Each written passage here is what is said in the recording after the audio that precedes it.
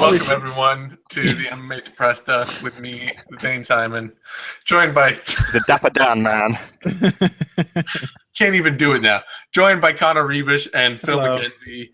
We are here this week because it's not a UFC week. We've got some bad fights to watch. We've chosen the best of the worst, as we always try to do. And occasionally the actually not the worst. We've failed a bit on that. That Gilbert Melendez-Shinya Aoki fight was way more fun than... I think they're worth doing. Like, we also really enjoyed Silva Lightus. I think it's important that our fights are remembered as bad, and then sometimes you discover a gem. That's part of the experience. So this week, on that note, we are going to end up with something that could very well fall into that category again. A fight that I personally remember being highly denigrated at the time, and a fight that nobody seemed to be happy with or really like at all. Gegard Mousasi versus Keith Jardine at Strikeforce Diaz versus Daly. A fight in which this is sort of post-KO Keith Jardine and Gegard Mousasi coming off the open weight. I believe this is the Super Hluck tournament for Dream. And he was, Gegard Mousasi lost his Strikeforce title at this point, King Mo, but he was still considered this very top elite fighter who was expected to have an action fight in front of him with Keith Jardine that he would win, and it would be fun to watch because it would be an action fight, and Keith Jardine was an action fighter with big flaws at this point. And it didn't really end up being that. It ended up as a draw, in fact, one of MMA's most notably disliked draws. So I couldn't resist doing it as a disappointment fight because it was a disappointment to most. For that, we'll be watching Guangyou versus Jianping at... I'm only guessing that's how it's pronounced. Whatever. I'm gonna Mike Goldberg my way through these things. From Tough China finale, because when you want to talk bad MMA, Tough China has certainly served up its fair share. And we'll be opening the show with Leslie Smith versus Rin Nakai, one of the classic good-bad fights in recent memory, home of the notorious Rin Nakai front kick and a lot of short-armed punches from one of the UFC's shortest fighters in history. Yeah, that sounds about right. I do want to point out that I'm pretty sure what happened in your hairstyling intro is that I made some small sounds, not like unsure of what was happening. And so it's just going to be me awkwardly looking at the camera because of the way that Hangouts cuts between us. And it'd just be like 5 seconds of silence. So I hope you guys enjoyed that. Nice. I think it's an important... I like to have the soft intro to the show, just bring people in slowly, give them a little something to think about, make them question their own sanity for half a moment. And then... Very soft, like more of a flaccid intro, I would say. Thank you, Connor. All right. Speaking of disappointments... You can't just have 5 seconds of silence every time I make a bad joke, okay? You got to move on, Zane. You're the host. You'll be here all week, folks. Don't hang me out to dry. All right. On that note, let's actually just jump in on this because I actually do have better things to do than watch terrible fights. Such a liar. I'm putting this is for all of you. I'm putting this out there for all of you people at home to enjoy and get something from. All right, so we're going to start out with Leslie Smith versus Rin Nakai from UFC Fight Night, Hunt versus Mir, I believe. And we've all got it ready to dial up, so we are starting in 3, 2, 1, go. Oh, I can't wait for this, boys. Man, the worst part of this for me is I actually kind of like Rin Nakai, partially just because she's so disliked. She, Not dislike. She's incredibly polarizing. yeah, With like, there's like essentially the people who hate her because she's a freak show, the people who just find her like funny, and man, even her highlights are just Well, and and people, yeah, and then the super weird Yeah. people who are like just totally into like the sexy beetle pictures and yeah, you should all know the other Zane, like you freaky have shit. you have aligned yourself with the creepiest side of MMA fandom in supporting Rin Nakai. I'm okay with that, kind of. I mean, I'm not out there asking for feet pics from female fighters. I think that's the level beyond. You just want to see a female bodybuilder wearing nothing but a backless apron and making a banana cream pie. I mean, while like a threatening man behind the camera like stares her down, and so she doesn't smile or seem to be having a good time at all. That's what you want. Connor, That's fine. Connor, the heart wants what the heart wants. Does it have like a specific name? This kind of fetish, like it would be like, I don't know. Japanese. I think it's just JMMA fandom at that point. There is no fetish that is not like lionized and explored to its fullest in Japan, except for like well, I won't go down that road. Never mind. just Yeah, right there. don't. I'm starting. Unfortunately, this is also starting to make me come around to Artem Lobov in ways. Well, Artem Lobov made a lot of fans out of people. I should hope after that fight with Cub Swanson, which was a legitimately good fight and a surprisingly game effort from him. It was, but it's like Nakai is at the far end of the spectrum. That Lobov is at one end of the spectrum, and Nakai is at the other. For what is otherwise could be called the Betch effect. The Betch effect, yeah, but both better fighters than most people realize, and both hard to get behind because of two very different sets of fans. Yeah, like well, I mean, this makes it pretty clear. Then, you know, if Artem Lobov needs to get to that next level, he needs to come out with like pictures of him in a backless apron and with with sexy beetle. That sounds amazing. That sounds hilarious. That's like Ryan Bader finally embracing the joke of his name. Have you seen these videos he's done? Yes. Oh, the Master Bader, yeah. Master Bader's MMA tip of the week, and it's like a naked single leg takedown defense where he just like crudely shoves a training partner's face in his groin several times, and it's fine. Like, why not? Go for it. Exactly. And if if you have Conor McGregor behind the camera, like telling Artem Lobov not to smile, and like Conor McGregor just like right on the verge of something the kind of abuse that you should call the police over. So it leaves you in this uncomfortable place where you're like, do I say something? He's probably okay. Like, he's getting paid for it, right? I don't know. I want to see that. Just see the tears starting to well up in Artem Lobov's eyes. I'm not there for that. I want to see Artem Lobov struggling not to cry while Conor McGregor makes him bake a sexy pie. That is what I want to see. Oh, man. Oh. Artem Lobov with a Hercules beetle crawling on his arm. He clearly doesn't like it, but two people somewhere in the world are into it. Oh, man. Good stuff. We are so far off the reservation on this. And this is why I like Rin Nakai, because only through her can we get to this point.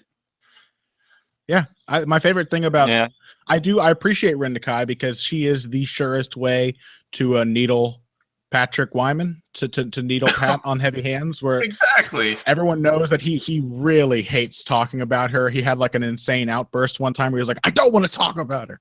And so now like every 2 weeks a fan will be like, hey, if I donate $50, can you guys do a 20-minute segment on Rin Nakai? And Pat never responds. Part of the terms and services, like, we can discuss, if you donate, we can dedicate a fight segment to, anything you want to discuss. Apart from fucking Rin Nakai. Hey, we did a We did a $50 donation that prompted us to break down the styles and techniques of Dada 5000 and Kimbo Slice. So Rin Nakai is not that far removed. No, seriously, Pat is drawing a line in the sand here. It should be noted. Yeah, yeah.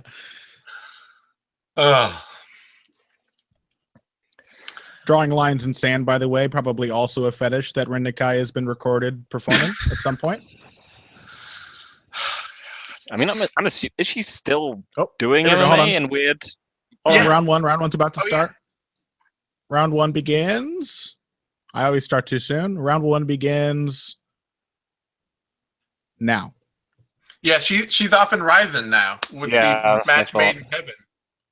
It's perfect for her. I mean, I wonder, dude, she should keep fighting if she likes fighting. You know, like Rizen's the perfect place for a fighter like Rin Nakai. Yeah. The UFC is not. No, it never was. It's just going to strip all the fun out of it, and then you get this. So this is Leslie Smith's... I also like the way... Go on. Go. I also like the way, you know, I think they tried to, like... I think that they honestly tried to make a little bit of something of Rin Nakai because they were like... Because they thought... You know, in a lot of ways, I think the UFC simply points its sentiment analytics at its pool of fighters and sees which ones are making a bit of an impact here. And I think, you know, Rin Nakai did that for them. I think they were just desperate to get her in some kind of interesting fight. And she was very good making fights really bad. Yeah. But you also have to give her credit, much like Artem Lobov, she's surprisingly effective. Like, she manages to force everyone into this slow, awful pace. She had a close fight with Miesha Tate. She has a fairly close fight here with Leslie Smith. Like, Rin Nakai was not easy to beat in the UFC, and she actually landed a decent combination there and then got stung because Leslie Smith sees every time you hit her as an opportunity to hit you 4 times. Yeah. No, it's like, it saddens me a little that they weren't able to do, oh man, with her, like what they're doing with like Lana, or what's her name? The Swedish woman they brought in to fight Cyborg. Oh, Lena Landsberg. Yeah, there we go. And like, you know, now they're signing like these random, like, barely ready women into the promotion to fight Lena Landsberg. And it's like, yeah, okay, it's not the best thing, but it's actually like forcing them to grow a division that they would otherwise just put on the worst kind of autopilot in the world. Yeah. It's fine. By the way, we should also mention that we talked about how we may have even overrepresented the heavyweight division on this show. We have severely underrepresented women's bantamweight, which in the UFC has been host to a whole lot of truly terrible fights. Oh, it's true. It's true. It is basically the equivalent of heavyweight. Yeah, pretty much. And featherweight is super heavyweight. Yeah, it is. Heavyweight is super heavyweight. And I mean, part of that is that like a lot of the memorably bad fights are not very memorable at women's featherweight. Like heavyweight, the big bad ones, you have these like all-time bad fight all-stars like Roy Nelson in there and Jared Rosholt put on these terrible fights. Whereas in women's bantamweight, it's like, you know, there aren't a lot of the fighters at the top, the very few fighters at the top that are notable at all tended to be at least reasonably exciting or like fine to watch.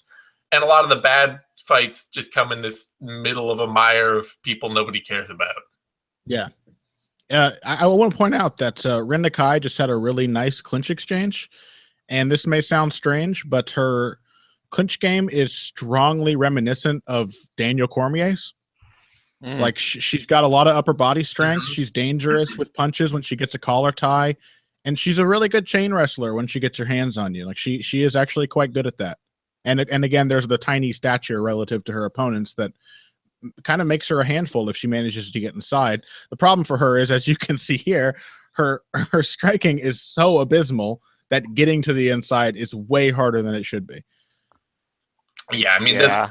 a lot of, unfortunately for her, she's really suffered. She really suffers from the like super stereotypical Japanese training idea of you do all of your disciplines totally separately and they never meet. Yeah. And you can see it's just like she has some parts of boxing that are okay, but man, is it not built to fight anyone. Japan, the Poland of the Far East. Like, because she's basically like a cube, she's also super hard to hurt. Yeah. Because She's very Leslie Smith has Yeah. hit her with a bunch of really clean shots, and she's just kind of absorbed them. That wasn't a half bad round, you know. I think Leslie Smith put out a lot more. She actually connected with a lot more than I remembered. I remembered this being a lot more of a mediocre fencing match, but Leslie Smith is actually putting like quite a lot of volume on her. And no, it's a Leslie Smith fight, and Rin Nakai is surprisingly good enough to make it close. So I think it's actually a fight that's worth rewatching because it's not bad and it's very, very silly. Yeah, it is an exceptionally silly bout. Like it's just kind of a cruelty that the UFC put Rin Nakai in with normal sized people. Like maybe that was the biggest cruelty there. Like couldn't you find some other really short people for her to fight? Can she even make like flyweight though? She's so muscular. Like No, I'm not sure if she can. They just need to find other miniature bantamweights. There's no one in the bantamweight division that is Rin Nakai's side. Look at her. She could have fought. Like her fighting Jessica Andrade would have been hilarious. Oh, that would have been amazing. Versus who? Jessica Andrade. Oh, I would have actually really enjoyed that fight. Because I'm sure Andrade would not have been stymied by Rin Nakai's. Oh, there it is. The classic front kick. The classic front kick from 6 feet away. Amazing. I like how Rin Nakai is she's countering Leslie Smith's awkward crouch with an even deeper crouch, but never manages to bend her knees. So she's just like bending over at the waist. I get the feeling that like it's almost like every round she pops out of a shoe or something to magically fight, like or from beneath a toadstool. Instead of a corner stool, there is just a toadstool that she disappears under for a minute at a time. Yeah.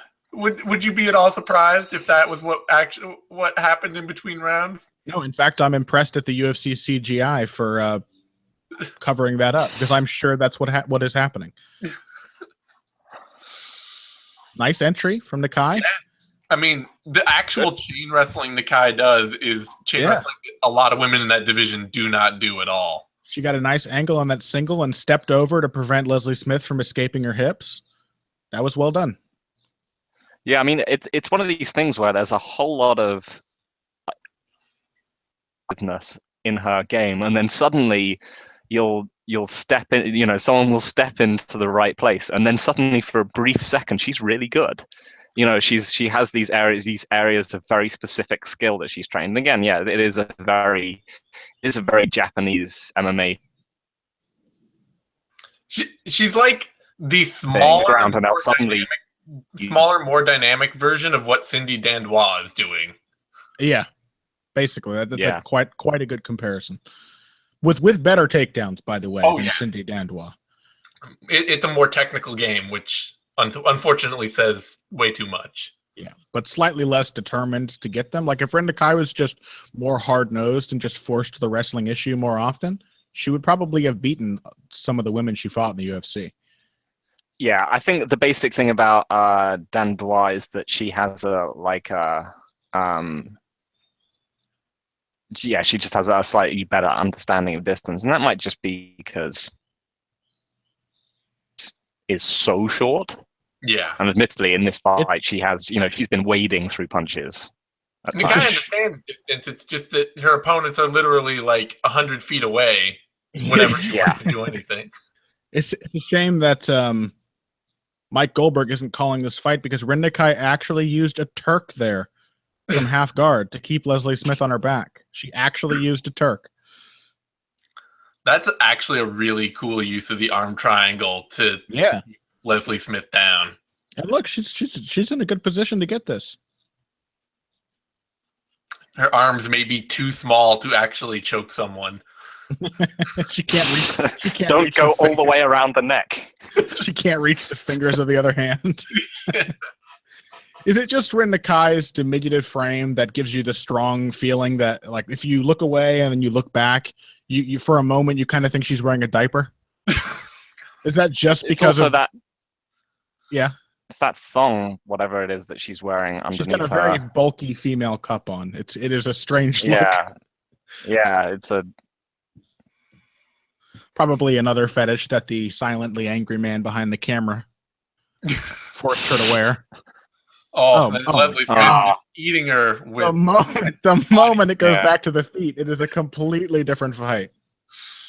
Oh, because the other round that Rin Nakai was winning right up until that moment. Oh, uppercut from Leslie Smith. Yeah. I am so glad that Leslie Smith got that win over Aldana. Yeah. Smith is getting better, by the way. Like she's an exciting fighter, a perennially fun fighter who is actually becoming a pretty good one. But Rin Nakai, like right back to the arm triangle, right back to the takedown. Was this the one where people got pissed off because they thought Nakai had won it? I think that was the Misha Tate fight. Yeah, that was the That Tate can't fight. be. No, she actually had an argument for beating Tate. Like she was very because Tate wanted to wrestle her, and she was very competitive in the wrestling. Yeah. This one was fairly close, but Smith has two rounds in which she does a ton of damage, and Nakai doesn't control her for long. And honestly, you could even give her this round because Nakai has good control and everything, but Leslie Smith is doing tons of damage whenever they're on the feet. Yeah. The dynamics of the stand-up exchanges mean that it would be totally fair to give Smith that round just based on what little bit of time he spent standing. If that fight happened in 2017, they probably would have given Smith every round.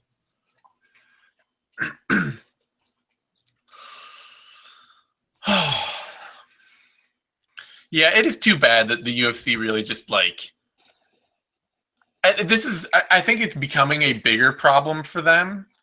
Is that they really don't like they want and need more circus in their fights to create a better fan, like create a more entertaining product to the masses. What sort of physical therapy was taking place just then in Rin Nakai's corner? Do you know if you catch that? The cornermen were just aggressively grabbing her wrists and just shaking her arms really hard so she could barely stay on her stool. I don't know what was happening there. That was very strange. Please go on, Zane. Go on. I was gonna say, like, the UFC is, and they're courting it some more like circus aspects to MMA, but they really have, like, when it actually comes down to scheduling the fights and promoting the fights and building their events, they have zero ability to add that dynamic to their events. Yeah. And it really does make a fighter like Nakai or some of the other weirder talent they've gone out and grabbed just kind of a big waste. Yeah, I mean, unfortunately, it kind of just it is. The UFC is so big now that I think it just kind of has to be fairly generic. You just can't run how many people are on the roster now? 600? 520 or so. Okay. Yeah, you just it just has to be this sort of relentless, well-oiled machine that just puts out, or at least relatively well-oiled machine that just puts out event after event after event, and yeah, unfortunately, that means that just when you put fun stuff into it, it just gets ground up and spat out again. Yeah, I like how Smith is actually using her little crouching level changes to bait Nakai into changing levels so she can hit her with an uppercut. Yeah, no, Smith has this figured out at this point, it seems like. It's I think a big reason for that feeling too is we did a bonus episode on Heavy Hands this week. I'm just plugging the show at every opportunity. But we talked about like the way that fight length affects how a fight plays. Mm-hmm. And I think if there were more 5-rounders, like if MMA just had every fight between 2 top 10 fighters as a 5-round fight, they would, it's unfortunate for some of the guys on the roster, but they would be able to cut down the roster because the events each fight would take longer, and we would get better fights. I think that's the big reason that we always say that MMA is good at creating cards and boxing is good at creating events. It's because when there's a really big fight in boxing, it plays out for 12 rounds. Yeah. You get all these momentum changes, all of this time. And in MMA, there are a lot of fights. Fun. Smith is beating the crap out of Nakai in this round. The thing is, this is one of those rounds where there is no way. I already know there is no way I can score this round for Nakai. No. Yeah. She does not have the offense from top that's going to make me that could make me score this for her. And this is another problem with her, is that she is actually kind of she's sort of a fun she's a weird fighter, but she's not really a fun one at all. No. Her actual fights are not terribly entertaining because she's so reliant on. Yeah, when she's fighting cans or when she's dominating somebody, it's all because she's a blanket. That collar tie exchange though that she had, where she was landing uppercuts, that was super fun. And she does that thing that a lot of Japanese fighters do, which is of shift punching into the pocket, where she can actually occasionally land some good straight right hands, but and then she can do stuff like this. Yeah, she's doing. I think it's going to happen here. 15 throwaway punches in a row from 6 feet away. Good entry, though. Strong grip on the legs. Yep. And then her arms are too short to actually fit around Leslie Smith's waist, but a great throw. She still manages. Yeah, she's just because she's got some ridiculous grip strength and has a center is like a foot off the floor. Just a sloppy, full-powered redneck judo throw. Yep. But it's been a fun round, I gotta say, though. It's just Nakai taking a lot of shots, but at least she's in there, working hard at her game for it. I'm sure this is the one that people thought she won. It wasn't the Tate fight, because I think the Tate fight, Tate just got boring top position. She got top position, and Nakai couldn't do much about it in at least 2 or 3 rounds. You may be right. Oh, a Turk again! Look at that. This one, people were like, "Oh, look at the top!" Because Rin Nakai has some delusional ass fans. Yes. I'm not gonna. It's not on me to kink shame. But maybe if you Rin Nakai a huge amount, you don't have the greatest grip on reality. Listen, it's not appropriate to kink shame, but don't let your kinks affect your MMA scoring. Yeah, that's a good motto. That's one to live by. Much of a motto. I don't think you're gonna print that on a t-shirt. I'm gonna embroider it on a throw pillow. It's very catchy. Okay, that was fun. Yeah, let's actually just cut to the next one because they're cutting to some kind of commercial or something, and yeah, that's fine. We know who wins. Leslie Smith wins. Spoilers. Yeah. All right. That is a good bad fight. It was a well chosen, suitable, fun, and at the same time with a lot of terrible on display. Oh yeah. Yeah. All right. This one should be almost without merit.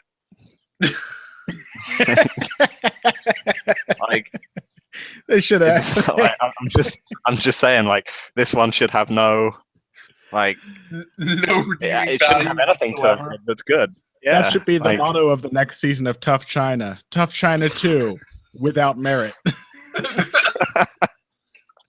All right, let's do it. Okay, Ning Guangyou, Jianping, at UFC Fight Night, whatever, Tough China finale.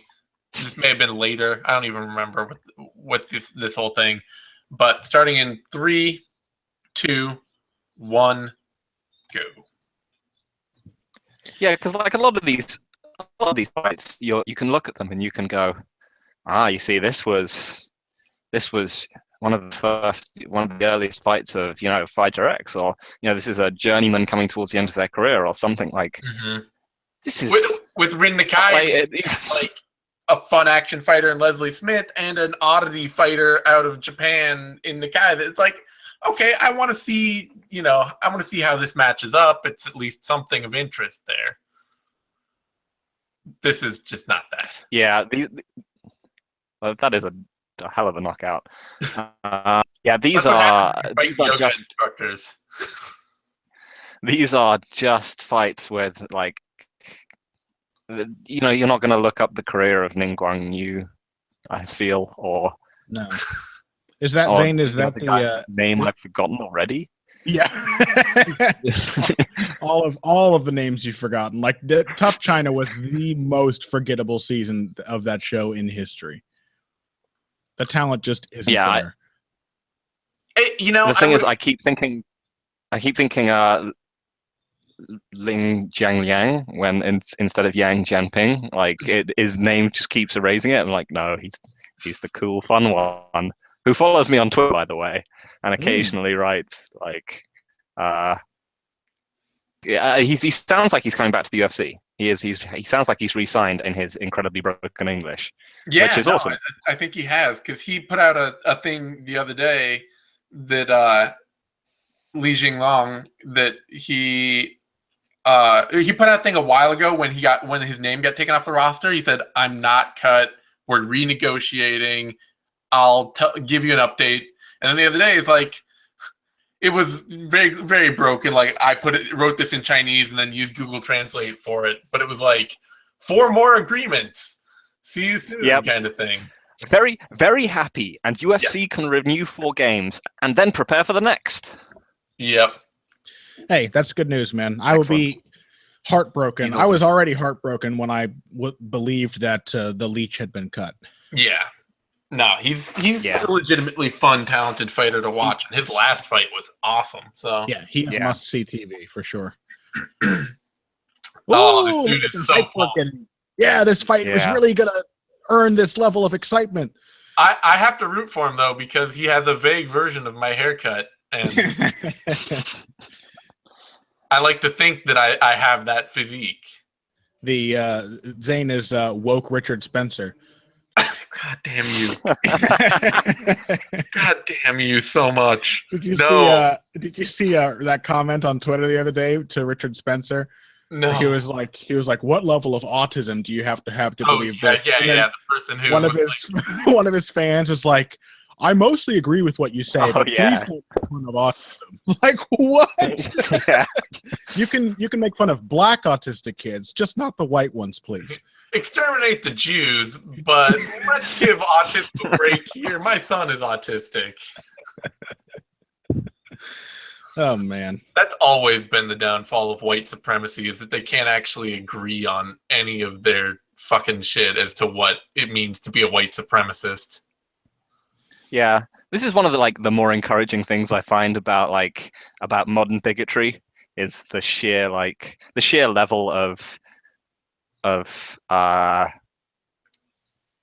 disagreement among people, and the way that it's it is by its nature more inclusive than bigotry back in the day used to be. Like, I think my favorite example of this is the phrase Judeo-Christian values as like a right-wing thing to say. Like, the people who were like you 50 years ago would have vomited blood if you tried to talk to them about Judeo-Christian values. Well, those people weren't being paid by Israel, so. I mean, that is part of it. Let's be honest, that is part of it. Thank you, God. It's not as heartwarming as you might think. Wait, I have no idea what the point you're trying to make there is, Connor. That these people aren't embracing Jewish values. They just can't say that they don't like Jewish values because Zionists are conservatives. Because they want to get that. Yeah. They have to support Israel. That needed some clarification because I was like, wait a minute, what deep end did we just step off to?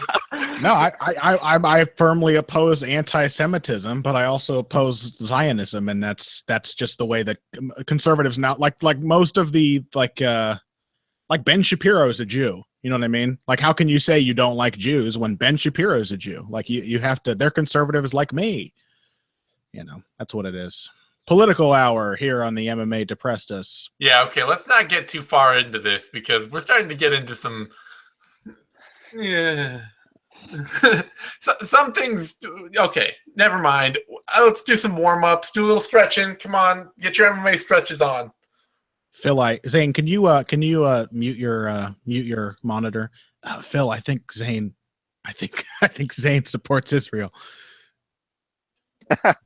I think Zane doesn't want us to criticize Zion. No, that is not what I think.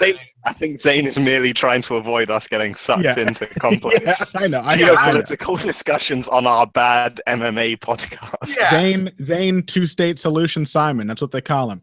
I am trying to avoid the point in which we actually try and talk about the Israel-Palestine conflict on this podcast.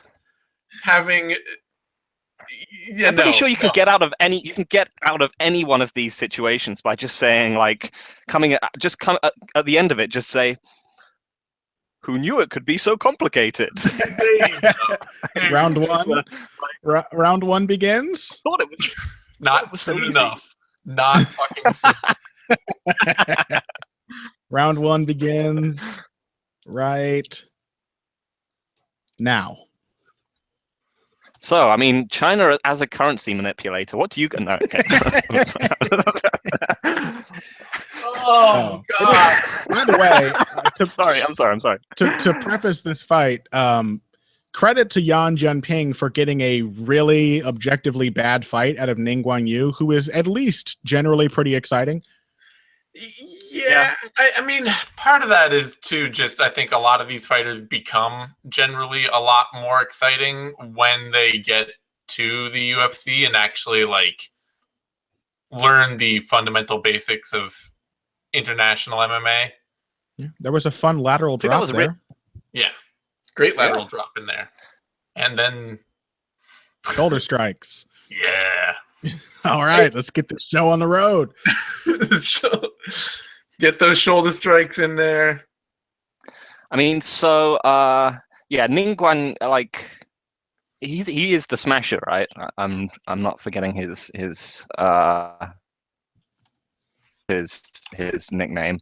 The thing is, he's one of these guys who, it's clear that it would be a lot more exciting if not for the functional baseline level of durability in the UFC. Yeah, like because he is the kind of guy who would given a regional Chinese circuit or even a lot of tough China, just throw people on the floor and beat them up and knock them out with single strikes. Yeah. But in a actual like in the UFC, he just ends up like his offense just tires him out because it's not hurting them badly enough and it's not finishing them. Yeah, and it's completely like, well, not completely, but largely empty of like technical skill and efficiency and control. It's just like throwing bombs. He looks like a guy who is used to just destroying people in the Chinese regional circuit. Yeah.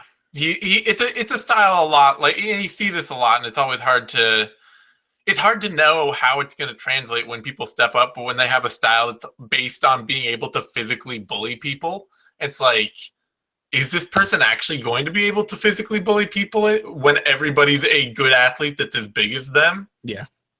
Yeah. For a few of them, yes, but for a lot of them, no. Yeah. Often significantly bigger than him, in fact. Yeah. Oh. But he hasn't actually done. I don't remember him. He hasn't done that badly in the UFC. No. He hangs in there. He's like on that, like the Pereira. Was there a fighter named Pereira? Who am I thinking of? He like knocked out Hani Jason. Hold on, I'll find it. I'll find out. Yeah. Oh man, he knocked out Royston Wee. Like that's right. Nothing more needs to be said. Knocked out the GOAT. I mean, Ning Guangyou is very much a fighter who he's athletic enough he's got a well-rounded game enough, which already makes him kind of a marvel out of the Chinese circuit, that when he's fighting at like this, let's scrape out Southeast Asia for whatever talent we can get every time we go to Australia, if he's fighting on that circuit, he's going to win more often than he's going to lose. He is the Chinese Robbie Peralta. That's the name I was looking for. Oh, Peralta, yeah. Yeah, that's a good comparison. Peralta being a dude who really went just absolutely as far as he could, being a great athlete who fought out of Explode Fight Camp. Yeah, an athletic brawler who fought everyone as if, they were whatever the male equivalent of an Explode Fight Series soccer mom is. Yeah. Explode Fight Series, where combat sports makes you depressed. And here, we are we're the Explode of MMA podcast. We should someday just do an entire Explode, Ooh, that's a nice jumping. Okay, this isn't so bad. This is pretty fun. Yeah, Guangyou is lighting Jianping up a bit. I think we get a lot more wrestling after this round, right? I don't know. I don't remember this fight. Why would you? Yeah, the thing is, like, Jianping is you look at him and you're like, hey, that's not a half bad, like, kind of raw. You're lagging a lot, Phil. Sorry. You were saying that's not a half bad what? He's gone. You could look at him.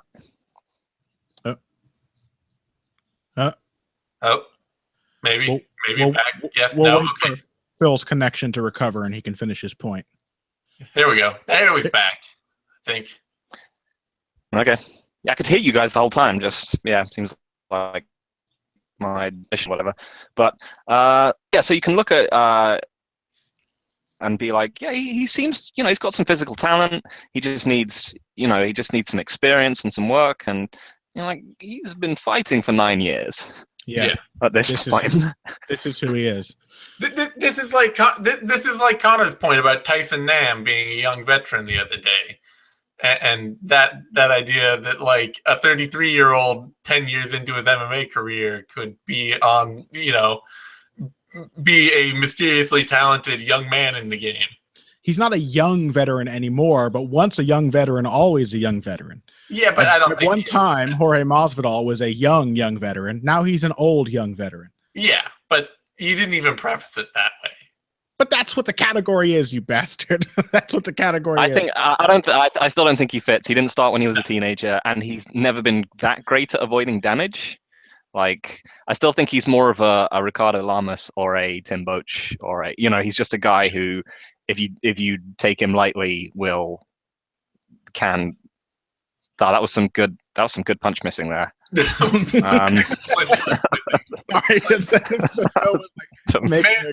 Ning Guangyou had been holding a set of mitts for that combo, it would have been great. Yeah.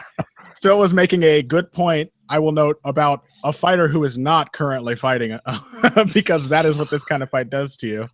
And was literally hypnotized by an exchange of 10 missed punches from both men. That was great. Oh. It was mostly Jianping. That was some solid, like, I feel like that's one of the greatest things we see in these.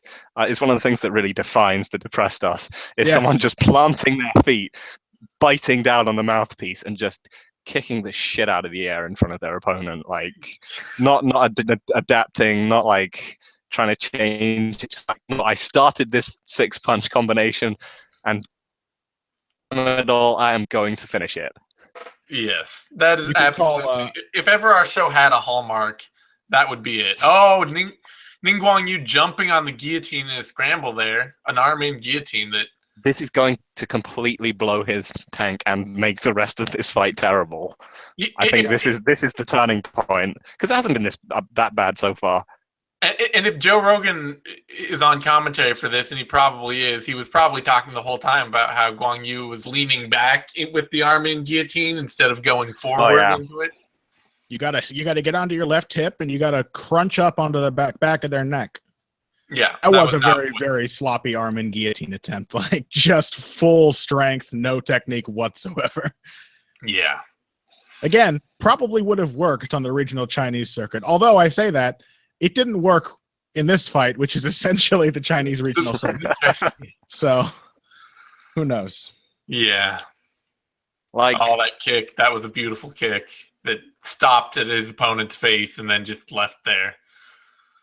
Jianping has, I think, 4 or 5 wins in a row after this. Oh, I mean, all in like Kunlun fights or something. But like, he's got 4 double finishes now. He got 1 decision and then 3 subs.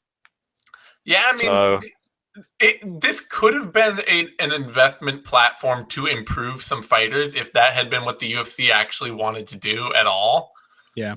But they just wanted fully developed fighters, and those don't really exist the way you want them to in China right now. Well, what they wanted was access to the Chinese market. They expected this to open doors for them, and then they could start developing actual talent. And it never opened doors, so they were just like, yeah, whatever. Let's just throw these guys at some good fighters and then get them out of here as quickly as we can. All they got to do is have the next season of Tough China be produced and directed by Michael Bay, because that dude knows how to get into the Chinese market. There you go. He's just... they burned their Kung Lee bridge, because I'm going to say then it would just be like 2 hours of Kung Lee screaming while the cage explodes and random Chinese fighters go like flying across the screen on spring traps. Well, that's the thing too. Like, you get a lot of this in the UFC, but like, would they care about Kung Lee in China? Isn't he Vietnamese? Yeah, but he's been like, at the time, I don't know if anymore, but at the time he had launched several really successful movies. Really? Oh, okay. Because of like his Sancho background, I guess. Yep, and he was just a really fun, in action roles. He sold really well, and he was massively popular on the Chinese Twitter platform. Okay, well, the UFC knows more than I do. Credit to them for that decision. That was a talking point for a lot of people at the time who didn't realize just how successful he was in that market. Yeah, I think the only film I've seen him in was Pandorum, which I quite enjoyed. I'm gonna watch that sometime soon, so I'm interested in it. One of those rare, like, audience well received, critically absolutely the most panned thing ever films. That happens a lot. I mean, it really does. Yeah. There are just certain things that mainstream critics don't like. Like, they never appreciate martial arts flicks. They never appreciate horror movies. They never appreciate comedy, like, as much as fans do. They just don't take those things seriously. So this hasn't been abysmal. No, it's been fine.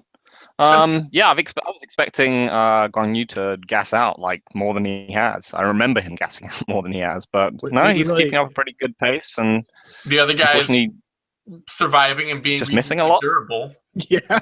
Missing a great deal. We really should do a Royston Wee fight at some point. Oh yeah, I was saying he's only really got one that we can, unless we do like his. He was on, unless we do his tough fights, I don't think we can. He's got he wasn't on tough, was he? No, so he's got that Yao Zikui fight, which that was pretty legendarily terrible. Yeah, we missed the boat doing this one instead. How could we have missed Royston Wee? Yeah. I think Wee Jiquei is actually the fight I was thinking of when we selected this, which does tell you how very forgettable all of Tough China was. Yeah, but like I say, Royston Wee, not on Tough China. He was he was the dude who came into the UFC saying that he couldn't get fights in Taiwan, I think it was, because he was too good and nobody would fight him. And maybe true. I mean, like, it could probably genuinely is true. Like, I don't know. It's every time I hear that, I always think, I'm like, dude, almost Royston Wee is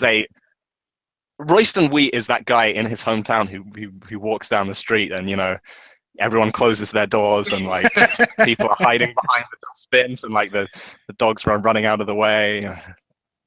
Yeah, there are way too many really good, like, reasonably talented fighters who can't come out with like a pedigree that get fights You know, It's like the Omar come in y'all scene in The Wire, just with Royston Wee. The Chinese equivalent of a tumbleweed rolls by. I don't know what a bird's nest. Do we have Chinese equivalents of tumbleweeds? They're bird's nest. China's a big enough country that I bet they actually just have tumbleweeds. There's a town somewhere in the deserts on the border of China that is the only population is tumbleweeds. Like I'm like looking just because this fight, whatever. Gregor Gillespie, he didn't fight a ton, but he fought three times in 2014 and twice in 2015, and then two times in 2016, and then into the UFC in 2016. And like that dude was a national champion wrestler. Like he had some canceled bouts, people pulled out on him, but he also ended up fighting at every event where somebody pulled out of the fight against him. Yeah. So what's the parallel? The parallel is it's hard for me to imagine people not ducking Gregor Gillespie, but Royston Wee, whoa, no. Okay, yeah. Like, and there are just so many fighters where you hear that, and it's like, really? Nobody's willing to fight you? Yeah, especially when you consider how, MMA sort of lives on a basement. It has a basement, the trophic pyramid, which makes up MMA, has a base layer of just insane people. Yeah. Who will just fight anyone because they're just nuts. Yeah, I mean, that is how combat sports is built and survives, is off of people who are taking fights that they have no business taking. Yeah, just loonies. Are the fundamental, they are the krill of MMA. They are. They are the bedrock in which the sport. And it's unfortunate too, because then people are like, well, how would you ever let somebody take that fight? I wouldn't, but I wouldn't. I'm not advocating anybody become a pro fighter. These are not the kind of life choices that I advocate. I'm happy to watch and enjoy and be entertained by it, but yeah, I mean, and even regional promoters, if we think of them as being evil guys who would put these nutters in fights, I'm sure they would try and get other people in fights. But I think and maybe this speaks to the Royston Wee thing. Fighters are in general bogglingly disorganized and quixotic and weird people who will just drop out of stuff at a moment's notice. So a lot of the time you will be I wanted to put these people in, so I'm just going to have to be, the crazy bag lady or the lunatic from down the road again. That was one of the things I remember talking to Julie Kedzie. I did that interview I did with her a while ago about matchmaking and what it goes into matchmaking. And the big thing she said is you have to remember when you're talking to a fighter, everything you tell them you will be held to everything you tell them. If you're like, oh yeah, maybe we'll get you on a card in December, they will believe that they are booked for a fight in December. That is now their truth. And if you can't get them on a fight in December, then you are a terrible fucking liar who is the scum. Congratulations, you have a career in Hollywood ahead of you. Yeah. I'm a racist. Royston Wee is not Chinese. He's Singaporean. I had no idea. You are the worst kind of. I know. I should have said the Singaporean equivalent of a tumbleweed. I apologize. You're making fun of me for being a woke Richard Spencer. Richard Spencer. That's why we need you, Zane. You're the yin to his yang. Yeah, that's right. Woke Richard Spencer is there to fight to fight for the rights of minorities and to strike down people like Connor. God damn it, Connor. I'm just fat Richard Spencer. I'm just fat, lazy Richard Spencer. That's all. I like to think I take a punch better than he does, though. So that round was bad. Yeah, I mean that was two Matt Riddles fighting each other. That was just punches missing endlessly. Yeah, I admit I had more fun looking up Gregor Gillespie's record than watching. We the last spent the round. entire round not talking about that fight, which we go Yeah. on a lot of The thing is- digressions on this show, but we rarely just don't focus on a fight at all. Yeah.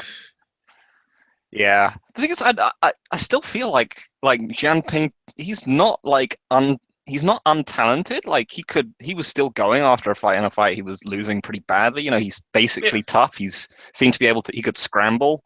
He could. He had cardio. Like he seems like, is he just really badly trained? Yeah. Yeah, Oh yeah. I mean, of I'm course. thinking that's probably just it. That's like, what he looks like. Yeah, he looks like a guy who, like, if you transported him to American Top Team for like one camp, he would make dramatic improvements even this far into his career, because he's clearly very athletic. He's got power. He's quick. Like you said, he scrambles surprisingly well. Like, He's got a he's lot just- of heart and dedication, obviously, Yeah. to like stay in that fight where he was. determined. He's tough. He just like doesn't know how not to miss punches against someone who doesn't want to be hit. Ning Guangyou looked. Guangyou is so not a fired up. defensive mastermind. No, he is Yeah. not. Guangyou should not be that difficult to hit for another pro fighter. He is Oh. very happy, though. He is the only person who's really happy after that fight. I'll credit to him. I mean, I'm glad he has that enthusiasm because, Yeah. you know, Yeah. Phil's not so much on board with the enthusiasm. Phil's like, this was bad and he should feel bad.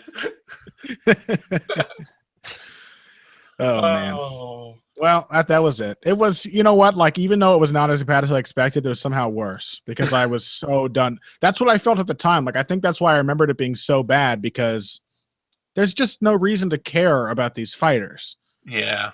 They're just No. like, they're like, the best It's of like- them are just mediocre. That it wasn't technically horrific enough to be like hilarious. They were just better enough. They were just good enough for it to be really boring. Yeah, You know, there I was- think there is that level. Like, it again, we'll make a B movie comparison, but like a B movie has to have someone trying really hard and doing really poorly to really captivate you. And B movies that are just like competently but boringly made are the worst. Like, there is no reason you would ever want to watch a movie like that. It's true. There's a certain right. level of competence at which point you get severely diminished returns. Yeah. That is very much that fight. Let's dive into Mousasi Jardine then to wash that out of our mouths and Let's do it. wash Keith Jardine in. All Let's right. get a little Dean of women in our mouths. Dean. Oh god. Like, Oh, how I envy Jody Escobar. I feel like this has been one of our most unfortunate episodes, just in terms of saying regrettable things. Like, Who has regrets? oh, not Connor. He's living this life. Okay. Let's starting in 3, 2, 1, go. Oh man. I feel like we really lost something when we lost Keith Jardine already with the intro and him stalking around. Like, I miss Keith Jardine, you know? yeah, I really do. He was just like, he was a natural. You know, he may have looked like a skeleton when he got down there, but he's one of those guys where he belonged at middleweight. Mm-hmm. He was.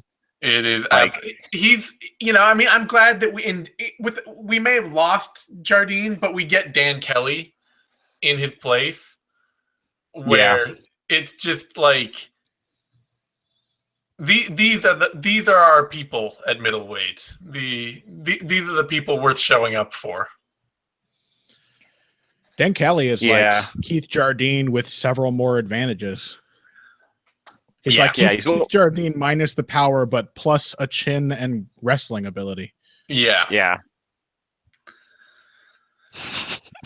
Oh, that Jardine combo Yeah. there. That was beautiful. On Forrest It was Keith Jardine, it was Keith Jardine, Brandon Barrett. That's the one I was thinking of, where we have to watch it at some point, just because Keith Jardine throws one of those combos and Brandon Barrett is bent over and just like the misses Sakuraba like combos? 7 of them. And he just misses like 7 punches in a row on a bent over Brandon Barrett. It's one of those things which just makes the fight. And that's even crazier because I know Keith Jardine knows how to throw an uppercut. Yeah, I know he knows how to do it. He hurt Forrest Griffin with an uppercut. Man, definitely a candidate. I mean, Brandon Barrett is a wonderful. He's a strong, like, disappointing MMA. Yeah. Fighter. I think just why are you so bad type. Oh, it's your political views. That must be it. Oh, and Red's Facebook page is a magical place. Better or worse than Pat Military? The other end of the spectrum, as far as I can recall. I don't know. He's more of the conspiracy theorist. Oh. Yeah. Conspiracy theorist. Was he also like one of those guys of where the U.S. government is a conspiracy to stop people from smoking weed because it would? I don't know. It's been a while. Is he? Yeah. Cure cancer and environment and I love that. Yeah. Musashi probably counter. I mean, the chemicals Musashi in the weed probably counteract the chemtrails. Yeah, probably. You just have to. Anytime you see a chemtrail, you just take a really big bong hit and blow it into the air, and it will purify the atmosphere. This is such a Musashi walkout is so core Musashi, like. Just him like walking out like it's this is interesting.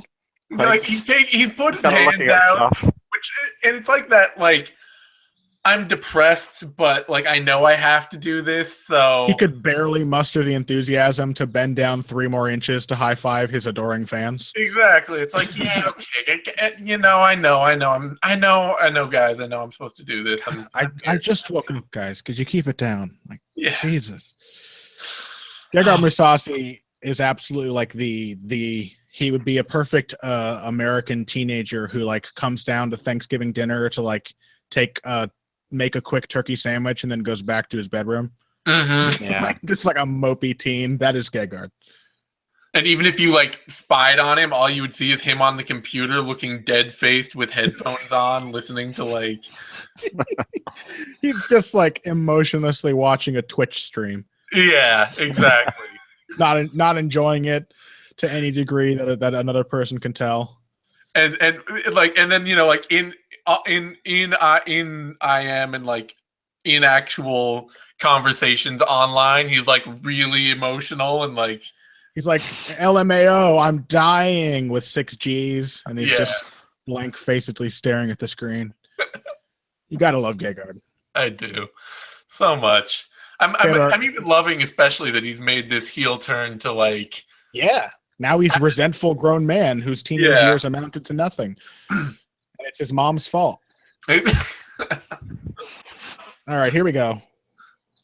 Round 1 begins. Is Jardine not with Jackson's? Round 1 began. Oh no, I'm sorry.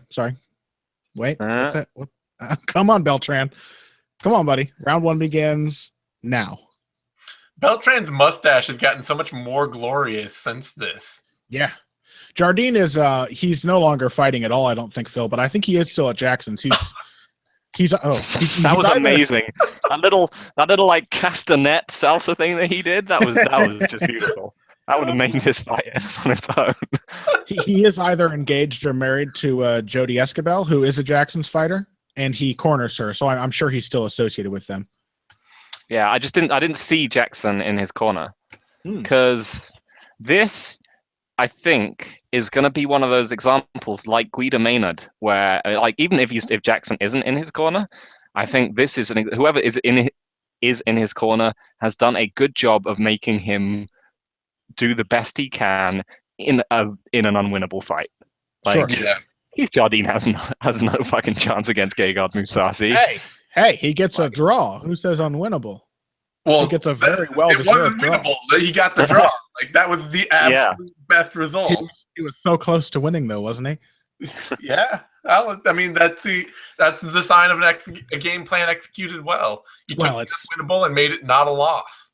Well, yeah. I mean, it's actually the sign of judging incompetence, but yeah. But it is also Keith Jardine doing a pretty vicious low kick from Jardine there. Yeah. He's always had a very dangerous kicking game. Jardine has a very dangerous game in general. It's contained in a janky redneck body that confuses you so much to look at it that you never think it's going to be dangerous. Yeah, not even like Jardine's not even like a redneck. Jardine looks like one of the other drug dealers on Breaking Bad. He really he looks like a guy who lives in the desert in Nevada. You know what I mean? Like that is Keith Jardine. Yeah. He's awesome though. He's like a really good guy. Oh yeah, no, absolutely. No hate to Keith Jardine. Yeah. And a consistently fun fighter and an interesting personality. Also, he was in like a crime scene reenactment thing as an actor once, where he played not a threatening thug, which was surprising casting. Yeah, that seems like a terrible miscasting. Yeah. Opportunity. He was just like a bystander in a truck, as far as I recall. And he gets the takedown. Mousasi getting taken down by Keith Jardine. This is pre-Mousasi learning how to wrestle. Yeah. Yeah, I think this may have been, in fact, what made him decide to learn how to defend takedowns. The King Mo fight and then this. The best parts of Mousasi's wrestling game have always been offensive, too. Yeah, but he is considerably better as a defensive wrestler now than he was before. Like, sure, I mean, this may be still when Mousasi wasn't actually training. I think it was. He was barely putting in any effort, and it was just like naturally very good at fighting. For years and years and years, it was just he sparred, and like that was all he did. I'm pretty sure it was just like, oh yeah, I go and do rounds at the gym, and that's it. Classic young veteran behavior. Yeah. Ooh, nice counter. Yeah. Yeah, I mean, there's a lot of people ask, what super fights you'd want to watch. Oh man, he's starting to beat the crap out of Keith Jardine, who has, for anyone who hasn't seen Keith Jardine fight, he has a not very good chin. I mean, it's partially because he's so janky that when he does get hit, it's often in terrible positions, but he is getting badly beaten at the moment. Well, that's why he has that pointy beard. There actually is no chin underneath. And he gets a takedown on it, like in the middle of getting shit kicked. Mousasi's like, yeah, I guess I'll give up this this double leg. Yeah. Which I think is why we're here. This is why this is here and why we're here is because And there's the illegal up kick. Is that the point taking illegal up kick? I hope not. Does he get a point taken for that? I think he gets a point taken. Jardine looking shaken because he got shit kicked for it wasn't the up kick that hurt. And then Okay, just a warning for now. Maybe I feel like there's another foul in this fight. Like maybe we'll see. I'm not remembering. Jardine over there, like, man, I'm getting my ass handed to me. He's like, thank God he kicked me in the face when I was on my knees. I needed this. It's like, did you see how much that kick hurt the chin he punched 12 times before? Oh man, poor Keith, dude. Yeah. Keith Jardine has always been one of my favorite fighters to watch. Honestly, I got no hate for him at all. He's very exciting. His style is so incredibly weird, but also very effective. Oh, yep, there's the point. Point deduction for one infraction. That's terrible. Yeah. Mousasi has no reaction. So my time, if you could, one of the time travel super fights, I mean, I guess a lot of people would want to put together things like GSP Silver in their prime. Come on, Keith Jardine and Manuel Newton. Oh. That people really want to see. That would be an amazing fight. Like Absolutely. lazy. Oh, yeah, Keith Jardine and Emmanuel Newton. That would be so great. Yes. It just. I love Emmanuel Newton too. Oh. Yeah. Oh, he landed a nice knee there. Yeah. For a clinch. He got kind of battered, but he did sting K-God a bit on the way out. I think if you're gonna do a special showcase, Emmanuel Newton fight, it has to come with like a 20-minute uncensored, unchecked Emmanuel Newton promo video before it. Oh yeah. Followed by 10 minutes of unedited Emmanuel Newton hardcore dancing. Yes. Slam dancing. Yeah. Oh. So that was obviously a 10-8 round for Jardine. Yeah, 10-8 Jardine. So we've already started out 9-9 now on our way to this inauspicious draw. We would call it 9-9. One of the judges may indeed have made that a 10-8 because Jardine got 2 takedowns. Let me see. MMA decisions. Mousasi.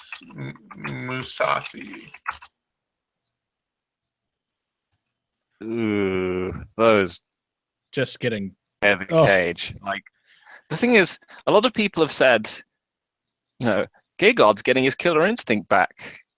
Yeah, one judge, Lester Griffin, gave that a 10-8 to Keith Jardine. Jesus Christ. You were saying, Phil, man. I think you're about to say. I don't really think he's ever lost it. He's just, you know, when he smells blood, he's always been just a vicious finisher. The difference is that now Mousasi was always really dangerous in round 1. I think the best thing about that Vitor Belfort fight is how he put up a sustained attack and was like patient but aggressive throughout the entire fight. Yeah, like he went into the second round and carried on the momentum of the first round, which he used to not do in a lot of his fights. He'd have a lot of success and he'd be like, well, it's not working. And then he would just kind of stop doing stuff. Nice leg kick to open from Jardine again, and a really good body kick from Mousasi to follow it up. But the jab of Mousasi, man, it is just a thing of beauty. I think a lot of it. A lot of it with Mousasi comes to with like he's rarely a momentary finisher.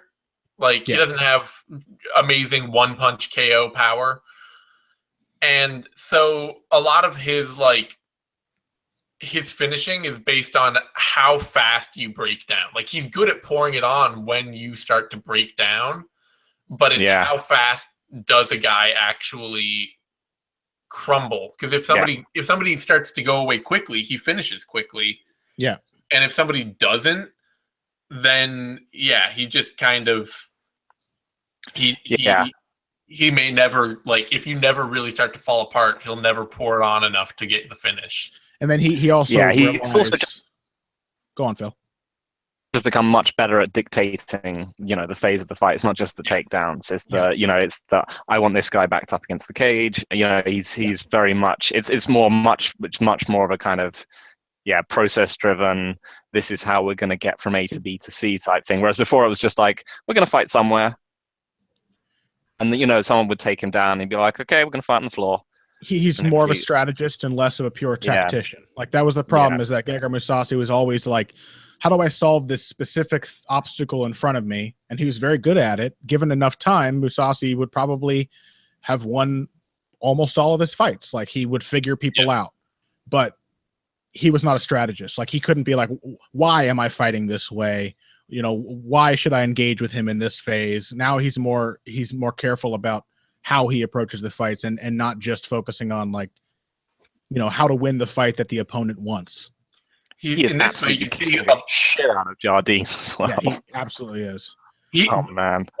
In this round, he's gotten hit a few times, and it seems he's kind of falling into this thing where he's waiting for the counter, and then he's just getting hit and like not countering. And he's obviously he's still landing the harder, more damaging shots, but a lot of it is coming through him actually just pressuring, which he's not doing nearly enough of. Yeah, nice counter there, but a good body kick before it. Yeah, Jardine's got he will not. He doesn't have a great chin, but he will not give up. No. Like you have to literally prevent him from continuing to fight for him to stop fighting. He's a tough dude. He gets another takedown. It's just, there's no sprawl from Mousasi there at all. He's just kind of like, oh, I'm getting picked up. I should try and balance my way out of it. And it's like, dude, underhooks or sprawl or anything probably would have kept you on your feet there. Mousasi going for the hook into back fist from his back. It is a very admirable performance from Jardine. Like it's Mousasi is easily one of the very best guys he's ever fought. And Mousasi beat the piss out of him in that first round, just like nearly knocked him out well before that up kick landed. It's Jardine well past his prime. Yep. Against one of the best guys he's ever fought. And while he doesn't deserve the draw, he makes it as competitive as it could possibly be. That's the only thing you can really ask of any fighter is to, like, you know, he does his absolute best with what he's got available to him, which unfortunately means he takes a shellacking, but like you can't really fault any aspect of what he does. It's a genuinely impressive veteran performance.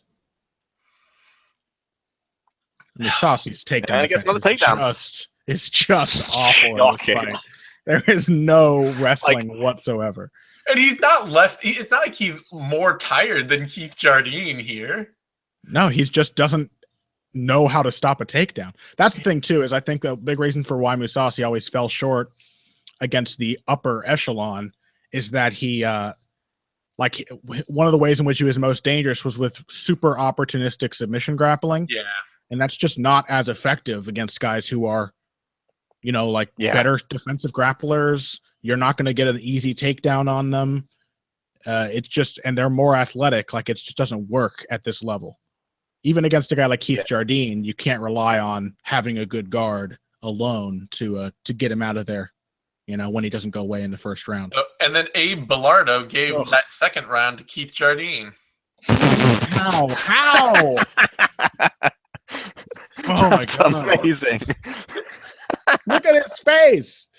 Not even look at his face. Look at that right hand there. How about look at the round?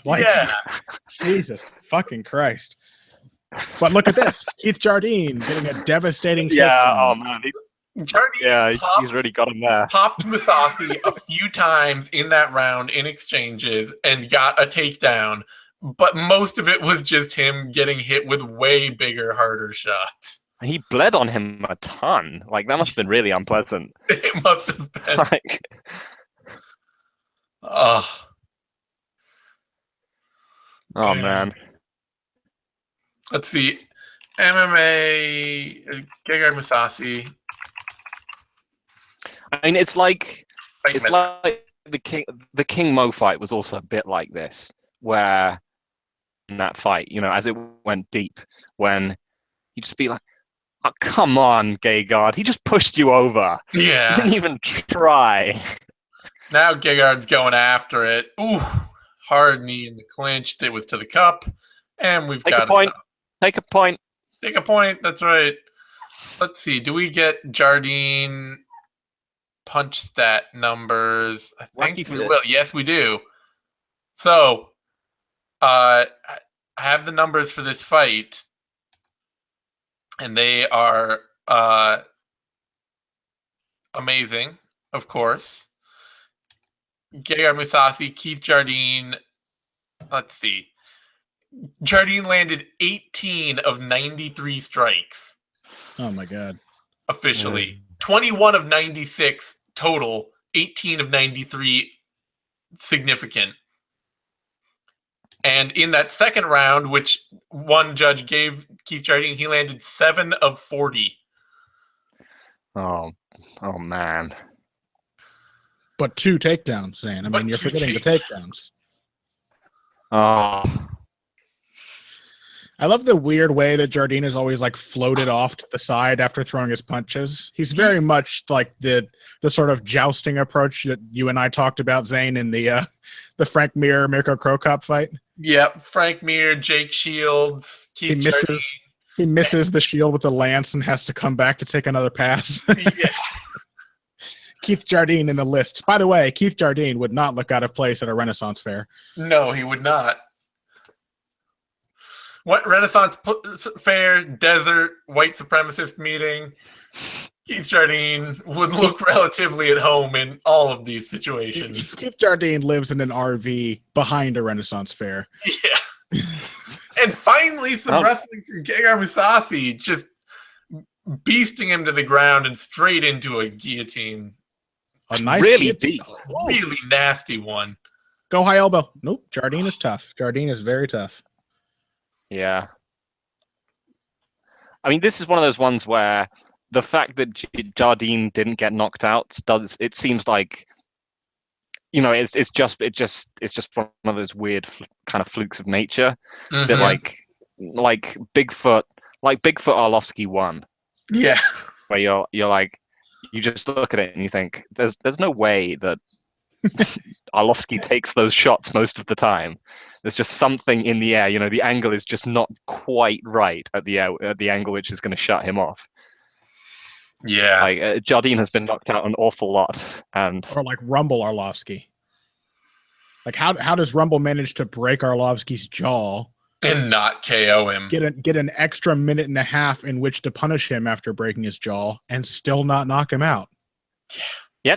He actually breaks jaw during the crazy like long break at the end of the round, doesn't he? The long round, yeah, like that minute and a half. Yeah, the final 30 seconds that shouldn't have been there is when he breaks Arlovsky's jaw. Yeah. Which honestly, Arlovsky should sue the commission. Like he should have a case to sue the commission for that. Yeah, that was absolutely crazy. But man, like this is an easy 10-8 round, right? Oh, absolutely. This is just destroying him. Honestly. I don't know. I think Jardine might be winning this one. Yeah, he did. He landed that leg kick. It was a good one. Yeah. And I'm willing to be swayed. Mousasi did also get 2 takedowns, but he also had one defended. Yeah. It's good. Yeah. Shows that he is flagging. He had to re-angle to finish one of those takedowns. So.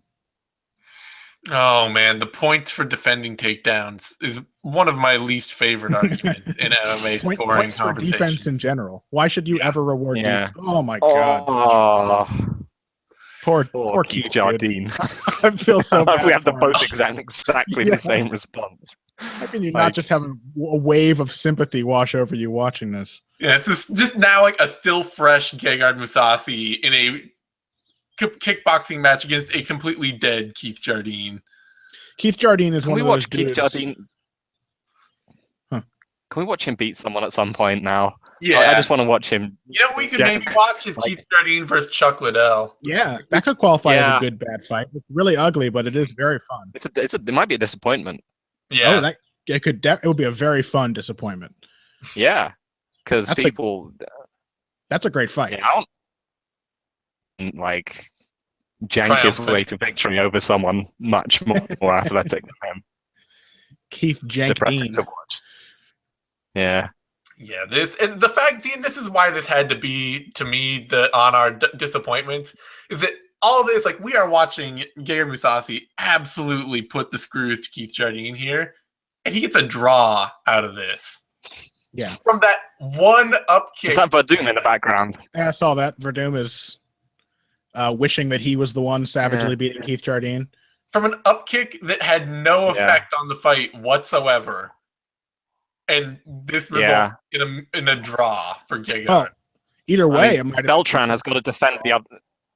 Beltran's got to defend, a fellow member of the weird facial hair brotherhood. It's like, no, you won't be up kicking him, sir. Do not touch his golden chin locks. Keith Jardine comes to my Renaissance Fair booth and buys a turkey leg from me every autumn. You will not upkick him. Oh, Jardine going for the desperate armbar at the end, just wearing that blood mask. Man. Even there, man, so brutal. He got closer than he should have on that armbar. Yeah. Like Keith Jardine defying the odds in this fight, and it's sad to watch him get plastered, but he did a very creditable job. Yeah, no, he tried. He fought hard. Yeah. It's just, and Gegard Mousasi, like, that was a really reasonably decent performance from Mousasi, other than his terrible ass takedown defense. Well, it's like just shocking. A classic Mousasi performance, really. Yeah, because like it's not like Jardine ever held him down. None of those takedowns accounted for any offense in the fight. But it was just Nah, and it's a draw. Like, Is that why Beltran I mean- didn't take a point away for that knee to the groin because it didn't touch Jardine's beard? I think so. Yeah. Yeah. Yeah. So in the real world, that would have been 30-26. Yeah, absolutely. At least. Like, That's a 30-26 fight that ended up a majority draw. Man. Oh, Mousasi is completely unmarked. yeah. Apart from, they have to wash Jardine's blood off him.